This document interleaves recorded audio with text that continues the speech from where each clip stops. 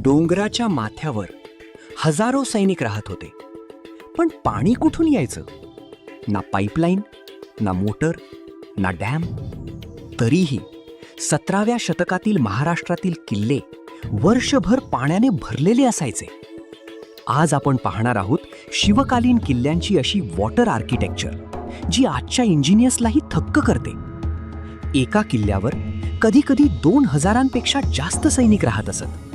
त्यांच्यासाठी पिण्याचं पाणी, स्वयंपाक, जनावरं आणि युद्धासाठी पाणी आवश्यक होतं. पण समस्या अशी होती की बहुतेक किल्ले उंच डोंगरांवर होते. शत्रूने वेढा घातला तर खाली उतरून पाणी आणणं अशक्य होतं. म्हणूनच मराठा साम्राज्याने तयार केली एक भन्नाट रेन वॉटर स्टोरेज सिस्टम. किल्ल्यांवर मोठमोठ्या दगडांना खोदून पाण्याच्या टाक्या बनवल्या जात. या टाक्यांना म्हणतात रॉक कट सिस्टर्न्स. विशेष गोष्ट म्हणजे त्या नैसर्गिक उताराच्या दिशेने बनवल्या जात. पावसाचं पाणी आपोआप वाहत येऊन त्या टाक्यांमध्ये साठत असे. काही टाक्या इतक्या खोल होत्या की त्या पूर्ण वर्षभर पाणी पुरवत असत. त्या काळातील इंजिनिअरिंग पाहून खरंच आश्चर्य वाटतं. किल्ल्यांवर पाण्याचा प्रत्येक थेंब जपला जायचा. दगडी नाले, पाण्याचा उतार, गाळ वेगळा करणारे खड्डे आणि झाकलेले जलाशय, ही संपूर्ण प्रणाली अशी बनवली होती की पाणी खराब होणार नाही. काही किल्ल्यांवर वेगवेगळ्या टाक्यांना वेगवेगळे उपयोग असत.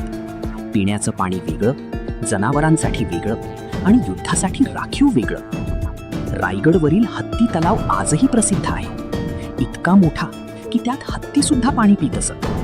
राजगडवरील पद्मावती तलाव, शिवनेरीवरील जलव्यवस्था आणि तोरण्यावरील नैसर्गिक टाक्या, हे सर्व दाखवतात की शिवकालीन किल्ले फक्त युद्धासाठी नव्हते, तर ते पूर्ण सेल्फ सस्टेनेबल सिटीज होते.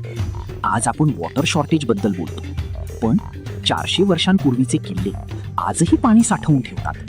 हे फक्त इतिहास नाही, ही सस्टेनेबल इंजिनिअरिंगची मास्टर क्लास आहे. आजच्या शहरांनी जर या तंत्रज्ञानातून शिकून रेन वॉटर हार्वेस्टिंग वापरलं तर भविष्यातील पाण्याचं संकट कमी होऊ शकतं. शिवकालीन किल्ले फक्त दगड नाहीत, ते विज्ञान, वास्तुकला आणि दूरदृष्टीचं जिवंत उदाहरण आहेत. तुम्हाला कोणत्या किल्ल्याची वॉटर सिस्टम सर्वात भन्नाट वाटते? कमेंट करा आणि अशाच महाराष्ट्राच्या हिडन इतिहासासाठी सबस्क्राईब करा.